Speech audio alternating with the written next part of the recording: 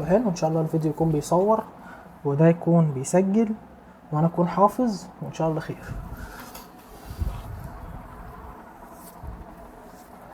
ايه ده، نسيت اطفي المروحه، يا لهوي. في لعبه رفع الاوزان او كمال الاجسام زي ما بنقول عليها، بيكون كل برنامج فيها ليه تقسيمه، سواء البرنامج ده بتاعك انت اللي عامله، شاريه، لقيته على النت على الصدفه، او ايا كان. البرنامج ده بيكون متقسم، والتقسيمه دي بيبقى لها اسامي كتير ومعظمها مشهور، زي مثلا الابر لور او حتى البوش بول ليج او حتى البرو سبليت. بس انا شايف ان في تقسيمه مش واخده حقها من ضمن التقسيمات المشهوره في برنامج كمال الاجسام عموما، وهي تقسيمه الفول بادي. لدرجه ان انا بتكلم مره مع واحد صاحبي بقول له ان انا بتمرن فول بادي، قال لي جنرال يعني.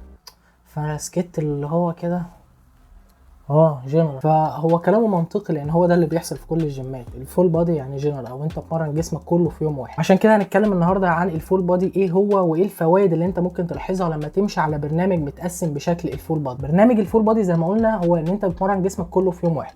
الفكره منه ان انت بتقسم الفوليوم او عدد المجموعات وعدد التمارين على عدد الايام اللي انت بتنزلها كلها. بمعنى لو انت بتنزل الجيم 4 ايام في الاسبوع، فانت مثلا هتمسك عدد المجموعات لعضله معينه وتقسمه على الاربع ايام دول. مثلا لو انت بتمرن الظهر 12 مجموعه في الاسبوع، لو انت بتنزل 4 ايام زي ما قلنا في الاسبوع، ممكن 5 او عادي، بس خلينا 4 عشان المثال بس اعرف احبكها. فانت هتمرن عضله الظهر كل يوم 3 مجموعات، عشان يبقى 3 في 4 12 مجموعه، هو ده عدد المجموعات لعضله الظهر اللي انت بتتمرنه في الاسبوع.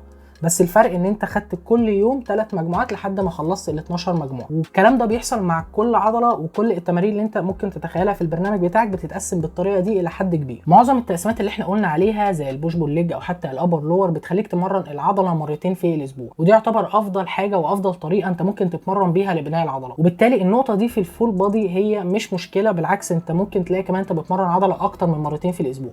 فالنقطه دي مش خلاف قوي او مش محل نقاش قوي بشكل الفول بادي. فبالتالي احنا هنشوف 3 حاجات تانيين بناء عليها هنحدد هو فعلا ممكن يكون تقسيمه مناسبه لاي برنامج ولا لا. بالنسبه لاول حاجه وهي الفوليوم او عدد المجموعات، وخاصه الجوده بتاعه الفوليوم او جوده المجموعات اللي انت بتلعبها لما تقسم البرنامج بالشكل ده. لو انت قسمت البرنامج بتاعك بشكل الفول بودي وجيت تقسم عدد المجموعات لعضله معينه، مثلا عضله الرجل، وانت هتنزل مثلا 4 ايام في الاسبوع هتتمرن فيهم فول بودي، ومثلا عندك عضله الرجل بتاخد 14 مجموعه في الاسبوع، ده اللي انت ماشي عليه، فتقريبا في الاربع ايام كل يوم هتاخد ما بين 3 او 4 مجموعات، يعني تقريبا تمرين واحد لعضله الرجل في اليوم. اما لو انت قسمت البرنامج بتاعك ان انت تتمرن عضله واحده في اليوم، معنى كده ان انت هتاخد ال 14 مجموعه اللي احنا قايلين عليهم دول تلعبهم كلهم في يوم واحد. غير ان ده بيخالف معظم الابحاث العلميه اللي بتقول ان في المتوسط ما ينفعش تخرج ما بين 6 ل 8 مجموعات لكل عضله في الجلسه الواحده في المتوسط. غير كده انت اصلا ما تتوقعش ان ال 14 مجموعه يكونوا بنفس الجوده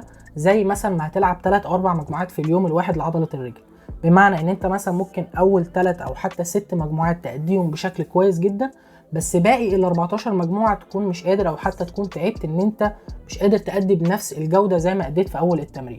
وعشان كده ده الفرق بين الفول بودي، ان انت هتقسم التمرين بتاعك او عدد المجموعات بتاعك على كذا يوم، بالتالي انت بتضمن افضل اداء وافضل جوده في تنفيذ الاداء. واعتقد ان ده بديهي، لان انت لو جيت بصيت ليوم الفول بودي بتاعك ولقيت مثلا لكل عضله تمرين او تمرينين بالكتير قوي في اليوم، بشكل كبير التمرين او التمرين دول هيتنفذوا بشكل باعلى جوده وبشده مناسبه. ودي تاني حاجه برضو في تقسيمه الفول بودي، ان يخليك برضو تتمرن بشده مناسبه وتدي كل تمرين وكل عضله حقها. وده على عكس اما تعمل يوم كامل للرجل، مثلا في سكوات وديد ليفت وليج اكستنشن ومش عارف ايه، مثلا في 6 تمارين للرجل. ما تقنعنيش ان ال6 تمارين دول هتأديهم بنفس الجوده والشده المناسبه زي ما هتأدي تمرينين بس في اليوم. نيجي هنا لاخر نقطه، وهي الفكره من الاستشفاء في التقسيمه دي من البرنامج. يعني ايه مثلا هتمرن النهارده تمرين للصدر، وبكره تمرين للصدر، وبعده تمرين للصدر، وبعده تمرين للصدر في ال4 ايام ورا بعض، وكل مره اكون قادر اتمرن التمرين وادي فيه بشكل مناسب، وانا اصلا الاستشفاء بتاعي هيكون اقل. الفكره لو انت ملاحظ احنا مقسمين ال4 تمارين للصدر على 4 ايام، مش عاملين ال4 تمارين في نفس اليوم وبنكررهم. احنا خدنا ال4 تمارين قسمناهم على 4 ايام، كل تمرين يوم، ما خدناش ال4 تمارين وبقينا نلعبهم كل يوم. فانت بالتالي الحجم بتاعك قليل، وبالتالي تقدر تستشفى من التمارين دي على مدار الايام، حتى لو بين كل تمرين وتمرين 24 ساعه. وده كمان لان في حاجه في الجسم بتخليه يتعود على الشده اللي انت بتلعب بيها والمجموعات اللي انت بتلعب بيها والتقسيمه اللي انت بتلعب بيها، وبالتالي بتقدر تستشفى بشكل اسرع. لو تفتكر مثلا لو انت غبت من الجيم سنه او سنتين او ايا كان وجيت رجعت الجيم تاني، الغالب اول اسبوع او تاني اسبوع بتلاقي جسمك وجعك، جسمك مكسر، مش قادر تتمرن مهما كانت التقسيمه اللي انت ماشي عليها، مهما كان عدد المجموعات اللي انت ماشي عليها، مهما كان الشده اللي انت بتلعب بيها. بس مع مرور الوقت وتخش في ثالث ورابع وخامس وسادس اسبوع بتلاقي الموضوع بيقل واحده واحده، فبالتالي التقسيمه دي برضو جسمك هيقدر يستشفى منها زيها زي اي تقسيمه في الدنيا. فاحنا يعتبر كده شرحنا الفكره بتاعت الفول بودي، وان هو مش الجنرال اللي الناس كلها بتعتقده ان انت لازم تسخن بيه مثلا اول 3 ايام لما ترجع الجيم او اول ما تبتدي الجيم، بعد كده بترميه وبتشوف لك طريقه تانية او تقسيمه تانية تقسم البرنامج بتاعك بيها. هي تقسيمه زي اي تقسيمه في الدنيا، زيها زي الابر لور، زي البوش بول ليج او ايا كان التقسيمه، هي زيها بالظبط. بالعكس ممكن يكون ليها فوائد اكتر من معظم التقسيمات التانية. ما بقولش ان هي احسن، بس من وجهة نظري هي ممكن يكون ليها الفايدة الأعلى نسبيا أو حاجة بسيطة أوي. بس افتكر كل حاجة. اشوفك الحلقة الجاية. لا، اشوفك الحلقة الجاية. متنساش تعمل لايك، شير، سبسكرايب.